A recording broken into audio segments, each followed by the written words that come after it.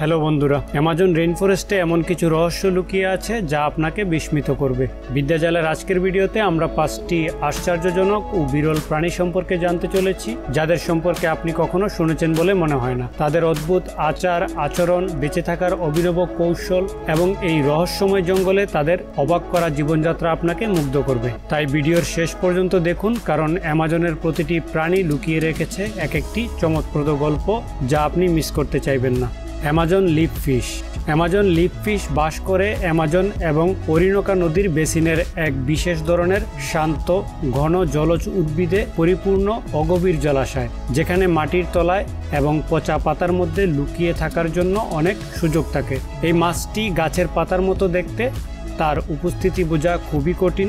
ঘন উদ্ভিদ এবং শান্ত জল এই মাছকে তার প্রাকৃতিক ছদ্মবেশে থাকতে সাহায্য করে, যেখানে এটি অনায়াসে ছোট শিকার ধরে এবং নিজেকে শিকারীদের থেকে সুরক্ষিত রাখে। অ্যামাজন লিপফিশ শিকার করতে ব্যবহার করে পাতার মতো লুকানো কৌশল।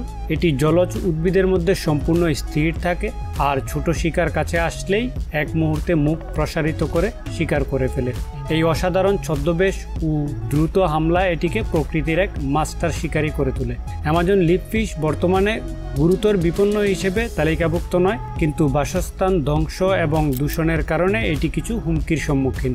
অ্যামাজন বন রক্ষা করা এই মাছের ভবিষ্যতের জন্য গুরুত্বপূর্ণ। পাইট টামারিন। পাইট টামারিন ব্রাজিলের অ্যামাজন রেইনফরেস্টে বাস করে, বিশেষ করে রিউ ব্রাস্কো অঞ্চলের ঘন নিচু বনাঞ্চলে। এটি সাধারণত বনাঞ্চলের ছাদে বসবাস করে, যেখানে খাবার পাওয়া সহজ এবং শিকারীদের থেকে নিরাপদ থাকে। পাইট টামারিন ছোট আকারের, যার শরীরের দৈর্ঘ্য প্রায় 25 থেকে 30 সেন্টিমিটার এবং লেজের দৈর্ঘ্য প্রায় 40 থেকে 50 সেন্টিমিটার পর্যন্ত। তাদের দৃষ্টিনন্দন কালো রঙের পশমে সাদা পেচ রয়েছে, যা তাদের একটি বিশেষ রূপ দেয়।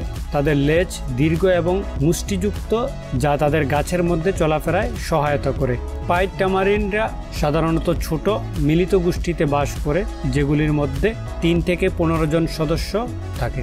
এই গোষ্ঠীগুলো অত্যন্ত সামাজিক এবং একসাথে বিভিন্ন কার্যক্রম করে, যেমন খেলা এবং খাবারের খোঁজে অংশগ্রহণ করা।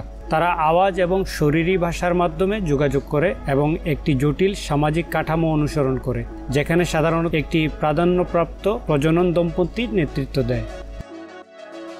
মাটামাটা টার্টল। মাটামাটা কচ্ছপ দক্ষিণ আমেরিকার অ্যামাজন এবং অরিনোকা নদী বেসিনের গভীর কাদাযুক্ত জলভূমিতে বাস করে। এই কচ্ছপটি বিশাল এবং এর খোলসের দৈর্ঘ্য প্রায় 45 সেন্টিমিটার পর্যন্ত হয়ে থাকে। এটির মাথাটি বড় এবং ত্রিভুজাকারের হয়ে থাকে। মাটামাটা কচ্ছপের চেহারা এতটাই অস্বাভাবিক যে এটি সহজেই তার পরিবেশের সঙ্গে মিশে যায়। এর খোলস এবং ত্বক উঁচু নিচু অংশে ভরা এবং ময়লার মতো দেখায়, যা একটি বাস্তব কৌশল হিসেবে শিকার ধরতে সহায়তা করে।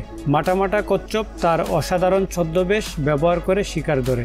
এর পাতার মতো চেহারা পানির নিচে পাতা বা ময়লার সঙ্গে মিশে যায়। শিকার ধরার সময় এটি একদম স্থির থাকে, ধৈর্য ধরে অপেক্ষা করে।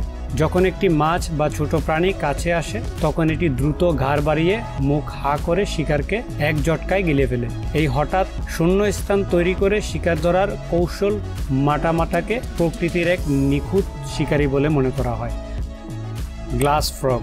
গ্লাস ফ্রগ হলো প্রকৃতির এক বিস্ময়কর সৃষ্টি, যাদের ত্বক এতটাই স্বচ্ছ যে তাদের দেহের অভ্যন্তরীণ অঙ্গ প্রত্যঙ্গ দেখা যায়। এই ব্যাঙগুলো দেখতে যেন কাচের তৈরি, তাই এদের গ্লাস ব্যাঙ বলা হয়।